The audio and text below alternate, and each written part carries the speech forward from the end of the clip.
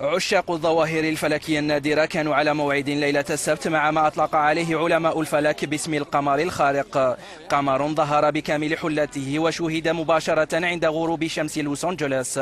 وكالة الفضاء الأمريكية ناسا كانت قد تنبأت ليلة السبت باكتمال ظهور القمر بصورة أكبر بنحو 14%.